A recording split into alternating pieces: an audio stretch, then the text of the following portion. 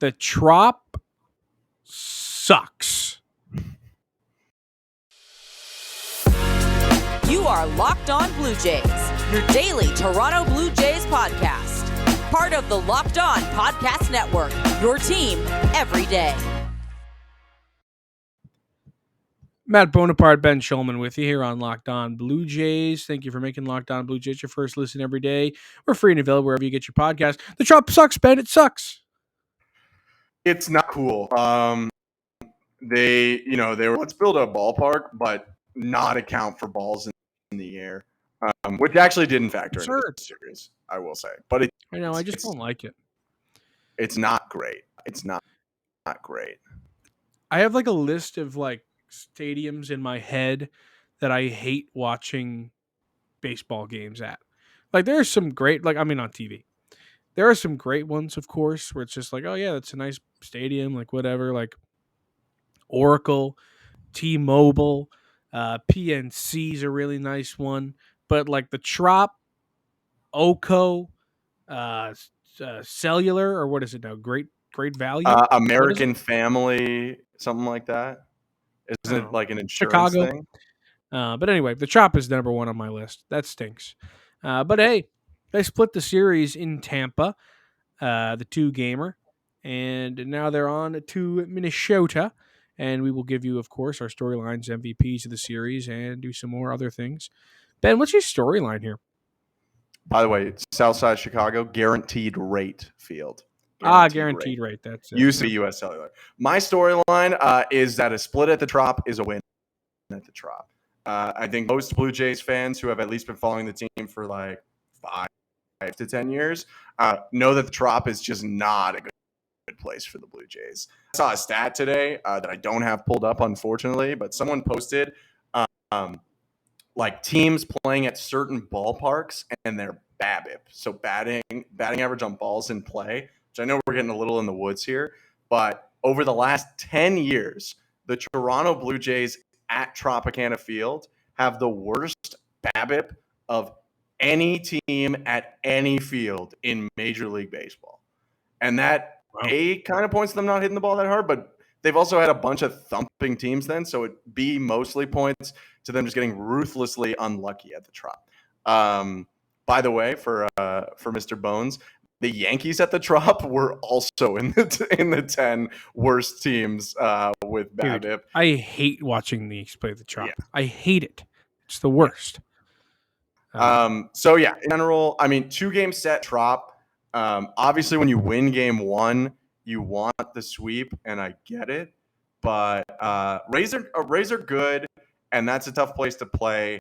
And if you come out of there 1-1, I'm not mad at it.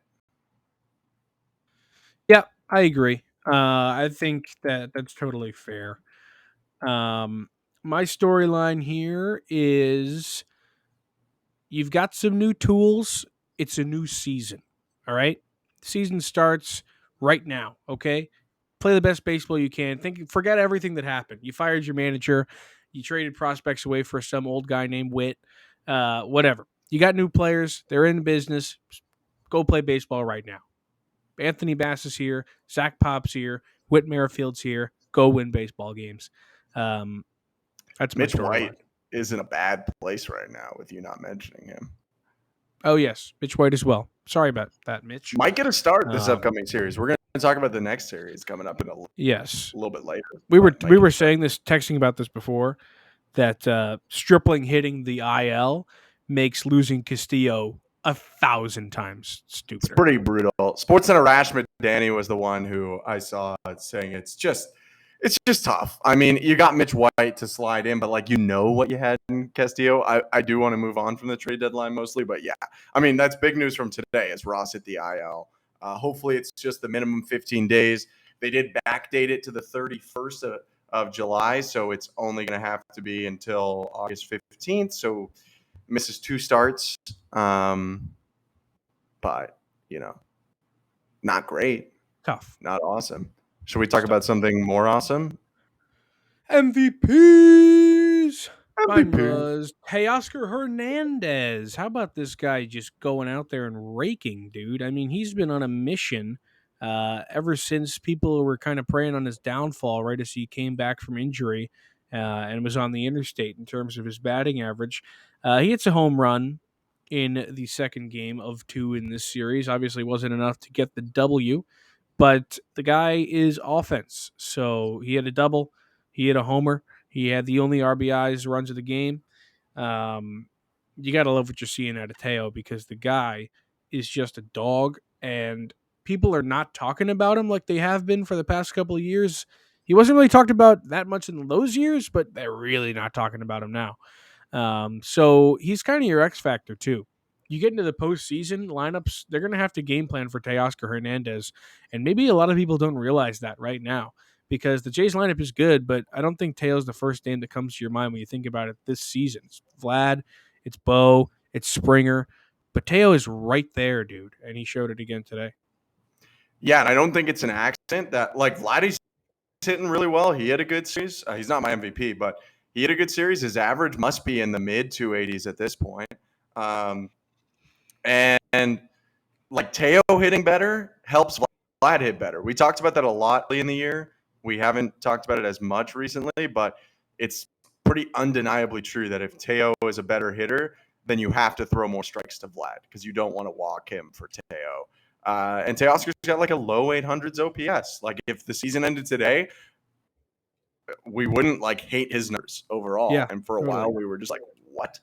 Yeah. So that's cool. My MVP comes on the other side of the ball. The guy that won them game one of the series, Kevin Gausman, went 8 innings of one-run ball, K'd up 10 dudes. He was nasty. He's always nasty. He continues to be nasty. And I feel like he really hasn't even had like a blow-up start at all this year. I might be forgetting one. He's had like I don't think some so. I'll look for you down though. starts, but like if I were to compare to something that happened the day we're recording, the day before you're listening, like I don't know, a Garrett Cole giving 3 home runs in the first inning. That was bad. Like Gosman hasn't done that. He hasn't taken the His team. Okay, well, his worst start was the last one before this in St. Louis, or against St. Louis, 5 runs in 4 2/3. That was his worst start of Okay, the year, unless you want to talk in the 10-2 loss against Baltimore, 7 runs, 5 earned, and 2 1/3 that's a in blow up June. start. I'll call Yeah. that a blow. 4 2/3 is a little better, but yeah, that's blow up start. All right, But that start well, is his fourth 10 strikeout start. that's nuts. It's very Yeah. very good.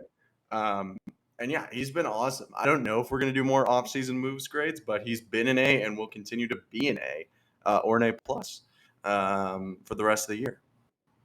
Yeah, I think it's kind of hard to deny that.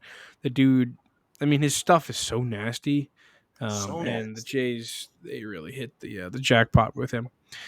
All right, let's talk some Blue Nile for you in just a second. Because whether you're ready to pop the question or you're celebrating a milestone moment, find jewelry as unique as your partner with the modern convenience of online shopping at BlueNile.com. Blue Nile has simple online tools that let you choose the diamond shape, size, and clarity, as well as the setting style. Blue Nile's bench jewelers will then handcraft a perfect engagement ring, each ring one of a kind. Make your moment sparkle with jewelry from BlueNile.com. And going on now is the Blue Nile Anniversary Sale. Save up to 40% on classic fine jewelry pieces and 25% on engagement ring settings. Plus, every order is insured, ships free, and arrives in discreet packaging that won't give away what's inside. Shop stress free and find your forever piece. Go to BlueNile.com today.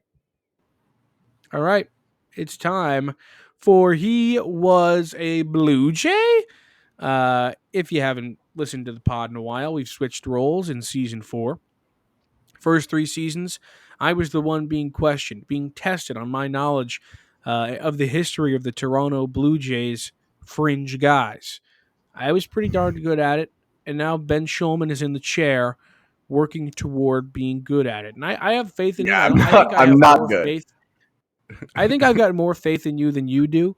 But Yes. we're all rooting for you, Ben. We want to see you get it. Currently on the season, Ben is 2-4. You missed Dwayne Wise, Eric Kratz, Dave Stewart, and Shin-Ming Wong. You hit Josh Johnson and Jose Molina. Dave Stewart is Today, my you worst have miss today. not as bad as Fred McGriff, so don't worry about it. Yeah, but Um, close. you are you've got a tough one ahead. I don't think it's an easy one. I don't think it's too bad. I think it's gettable. And I have faith in you to get it. Are you ready? Yeah. Okay. The game the game is, if you don't know, I was gonna give you the rules, that's why I kind of waited there. The game is I give Ben 5 hints to guess this player who was barely a Blue Jay. Uh, and he gets 3 guesses per hint or 30-ish seconds. I'll be lenient. Alrighty. Let's do it. This right-handed pitcher debuted in 2010. This right-handed pitcher debuted in 2010. It's too late for Clay Buchholz. It's too late for some other guy. Ken Giles? It ain't Ken Giles. That guy punched Uh, himself in the face. he did. Not when he was a Blue Jay, though. No, he was in Houston. I don't think he ever did that as Jay. Right-handed pitcher who debuted in 2010. 2010. What random starters have we had that were right-handed that would have debuted around the time of Liam Hendricks? Nope. It's a little too early for Liam Hendricks. Mark Sepchinski. Not Scrabble. All right, on to hit number 2. His name is alliterative. Al Albuquerque. Final answer. Nope. Dang. Would be I don't even awesome think he if was a it Blue was, Jay. though. I don't think he was a Blue Jay. I could be wrong. Oh, train coming by. People who listened yesterday know. Albuquerque, his, never a Blue Jay. his name is a You know what's interesting about Al Albuquerque? Sorry, this is not going to count against so many time. things, but what is? He is not. He never played a major league game for a Blue Jay, but if you put his name in on Baseball Reference, his picture is in a Blue Jays uniform. They definitely signed him, but I don't think he ever played a pitched major league game. Yeah, that's a good I guess. think he was like a Bison, or a Las Vegas 51. I don't know when we signed him. Okay, an alliterative right-handed pitcher. Bison. An alliterative right-handed pitcher. Dang. I mean, that's a good hint. Like, that should really help me. But it's not right now. Well, you get 3 more hints if you need them. Steve Cishek is not an alliterative pitcher, nor did he pitch with Blue Jays. All right, let's keep rolling. Okie doke. He was an All-Star in 2018. That year, he finished with a 1.29 ERA, a .99 WHIP, and 89 strikeouts in 76 2/3 innings pitched. You gave me a reliever. That I did. A one-time All-Star reliever. Okay, let's think. 2018 All-Star was not with the Jays. If there was like a reliever All-Star, then it would have been like Steve Delabar or something. This train. This is one of the worst ones we've had. The longest train in the history of trains, dude. Alliterative player. I'm stuck on that.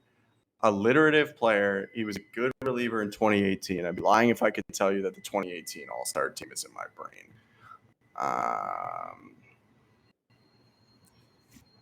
Chris Coughlin was not a pitcher. Get out of my head. Sure he wasn't. Oh, no. I know we only have one today to pull back the curtain. So not only do I need to not get this I have quickly, another one, but I don't have hints. I could do it on the fly hint it. I could on the fly hint it. I could do that. Maybe, but it's not like I'm going to get this one quick. It would just be losing it quick, if anything. I'll redo the hints real quick while you think. He was a right-handed pitcher that debuted in 2010. Frank Francisco. His name is alliterative, meaning that the first name and last name start with the same letter. And he was an All-Star in 2018, excuse me. That year, he finished with a 1.29 ERA, a 9.9 WHIP, and 89 strikeouts in 76 and two-thirds innings pitched. I just want to state that Frank Francisco was obviously not the 18 All-Star.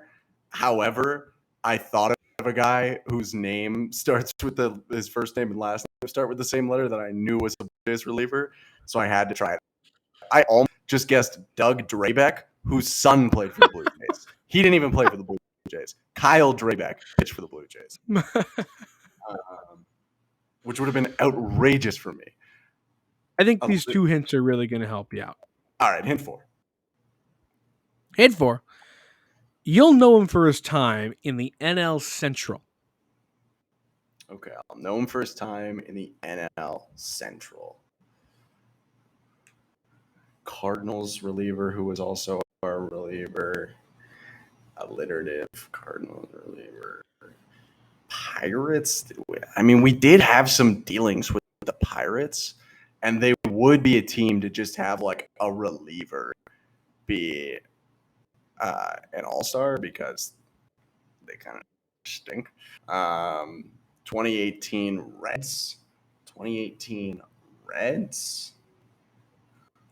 I just don't even know anyone from that team. 2018 Brew Crew. 2018 Brew Crew. I'm feeling good about the Brewers, but it's based off nothing. And I don't know how many alliterative. I keep Like learning usually, as we play this game. pardon?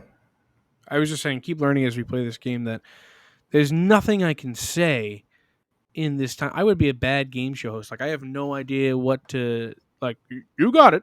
Go ahead.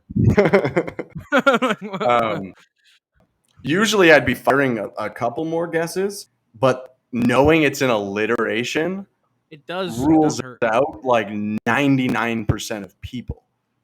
So it's so clear immediately that I shouldn't guess someone. If we were playing Guess Who, you'd be in a good spot right now. This guy was not a Blue Jay. Brad Brock. Not Brad Brock. Had to try it. I'm just like, if I get an alliterative guy, there's a good shot I'm guessing it. Yeah, one more guess, or we can move to the risk. Last hint. I think the last hint's going to help. All right, let's hear the last hint. Last hint. In that 2018 season, he was a part of a strong bullpen, pitching alongside Corey Knebel and Josh Hader. Okay, so he was a Brewer. So I sussed that out weirdly without any information. I'll redo all the hints as you try and put puzzle pieces together. This right-handed pitcher debuted in 2010. Name is alliterative. He was an all-star in 18, had a 1.29 ERA, a 9.9 WHIP, 89 Ks in 76 and two-thirds innings. He was prominent in the NL Central, and he pitched alongside Corey Knebel and Josh Hader in that 18 season. Unless something comes to me quickly here, it's going to be 2-5, which is tough. It was not a spot I wanted to be. Okay, I want to make an addendum to the game in the Bones era. I want to add that you can ask one clarifying question, and I can deem whether or not it's too revealing. What year was he a Blue Jay? Okay. I will answer that question vaguely. He was a Blue Jay for two parts of a season, 2 seasons. Well, that's not what I asked. He was a Blue Jay. Okay, well, he was a Blue Jay in 2013 and part of 2014. Okay. I was hoping it was going to be more of the recent bad teams. 2013, 14. I mean, like, this is so not it, but his name's alliterative. I don't even think he played for the Brewers, let alone the Blue Jays. But Mike Minor. It's not Mike Minor.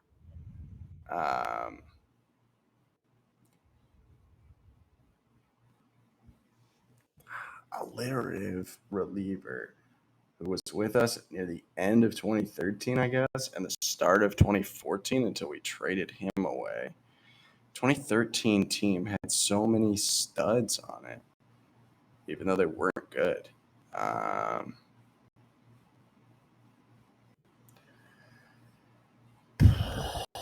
I don't know if I know. I might have to give up. Yeah, I think I'm tapping out, Bones. It's 2-5. That's brutal to hear.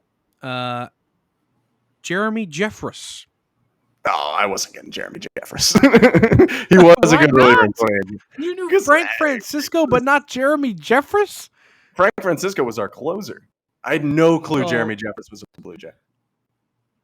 well, give me the tagline, man. He was a Blue Jay? Season 4 is tough, dude. It hasn't been easy. You've kind of wiped out all the easy ones. I'll find more. Yeah. Yeah, well, I should All have right. got Dave Stewart, but other than that. All right. Well, with that, because I'm not good at brain stuff, I guess I'm going to become a meathead. And if I'm going to do that, I'm going to have to turn over to our guys at Built Bar. Let me introduce you to your new favorite. It's the cookie dough chunk puff. Have a light and chewy texture, real cookie dough chunks, and of course they're covered in 100% real chocolate. All the joys of eating cookie dough without the hassle of making it. Plus, it's healthy for you instead of just scooping out of that bucket of cookie dough, bare hands, shoveling that uncooked, sweet, sweet dough into your mouth. Cookie dough chunk puffs are only 160 calories, and they have a whopping 15 grams of protein in them. Like all Built Bars, the new cookie dough chunk puff is again covered in 100% real chocolate, not 99, not 98, not 64, 100%. And that means they're healthy and tasty. Chocolate cover cookie dough with a light, fluffy texture. So good. Go to built.com, use promo code LOCK15 and get 15% off your order. Locked 15 or 15% off your order. New series. New series. New series. Sure. They're playing 4 games in Minnesota. Who they lost a series to at one point this year. So Bones, who's Yeah. your scary? My scary is the man whose namesake rules Byron Buxton gang. That's Byron Buxton, man. You gotta respect this guy. I mean, he is made of glass, and he goes out there every single day and risks his body to play this sport. Um, Up until this is the only season other than two of his first couple years in the league where actually I guess that's not entirely true. We're still in potential dangerous lands. He's got 78 games on the year. The most games he ever got was one full season at 140 games, but other than that, he's never hit 100 games in a season. But he's been playing really, really well this season. Kind of a weird statistical guy in that he hits 220. He's got a 296 on base percentage, but his 550 slugging percentage gives him an 846 OPS. The guy's got 26 homers on the year and 46 RBIs. So a team that is in first in the AL Central, which admittedly is arguably the weakest division in baseball. Um, but he's the leader of it, and he plays a darn good center field, and he hits the ball very, very hard. In his last 10 games, guys hitting 278, 3 homers, 10 hits in those 10 games. He's got a double, he's got a triple. His slugging percentage is 611 and a 944 OPS in that short span. Though in those games, they're 3-7, so the Twins in a little bit of a skid. Though, Buxton's going to go out there and he's going to play well regardless. So that's a guy you got to watch out for in that lineup. Yeah. Homered, doubled, did some other stuff against the Jays in the last series. He is dangerous. I once witnessed him hit 3 home runs in one game. It was before he was Wow. good. It was cool. All right. I'm going to say my scary now. It's the starting pitcher today when you're listening. Game 1 matchup. Sonny Gray on the mound. You're like, man, Sonny Gray? He was only good when Jeremy Jeffress was breaking into the league. No.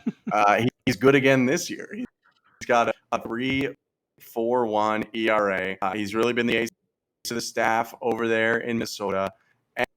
And career against Blue Jays, he's been good. 12 starts, 3.2 ERA.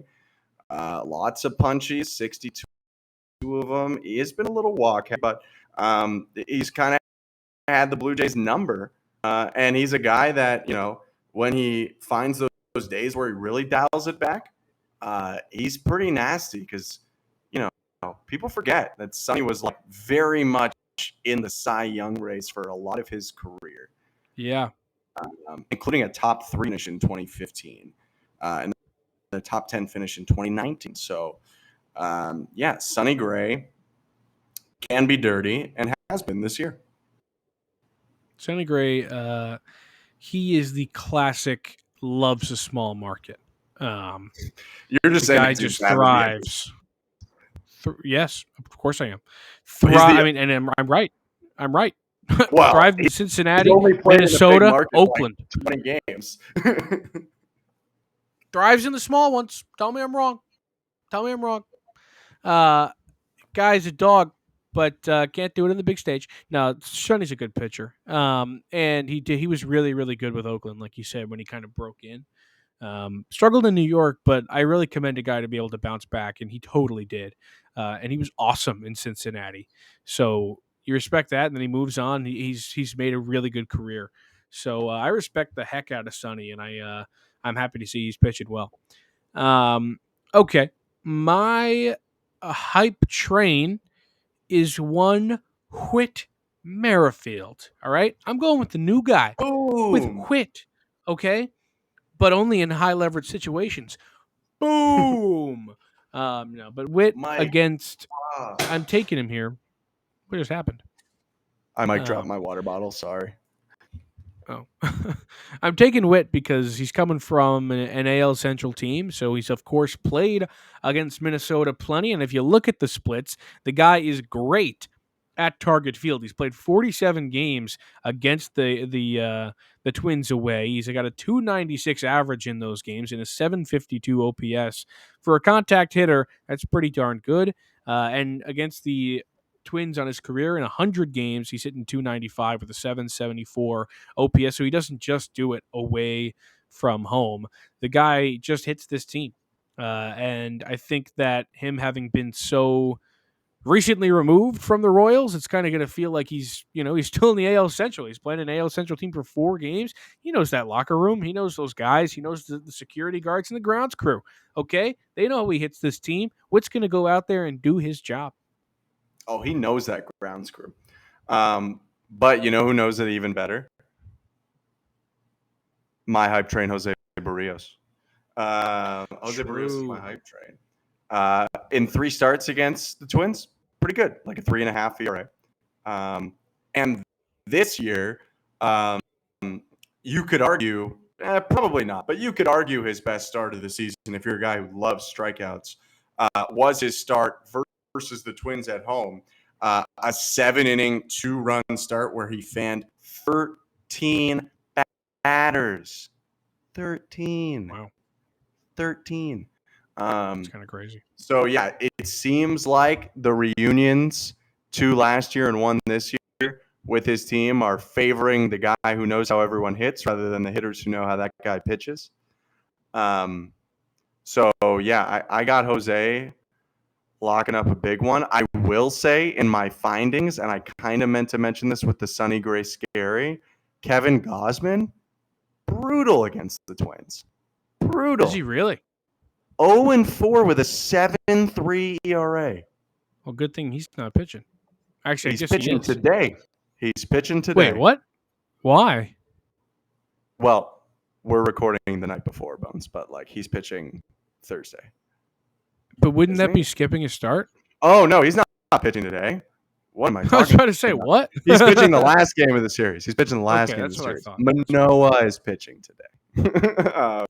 I'm pretty sure. Say, man. I don't have it pulled up, but I'm like, it is Manoah. I looked. It is Manoah. Okay. So yeah, Kevin's bad, but he's not bad. He's great, but not against the Twins. But Jose Barrios is my guy. He storms back into his old stomping grounds and does really well. But good for. I think that's all we got, Bones. I think that's all we got on this. That's all we got. So, what, you want outro? You want me to outro? I'll do it. Thank you for making Locked On Blue first listen today. Now make your second listen the Locked On MLB podcast.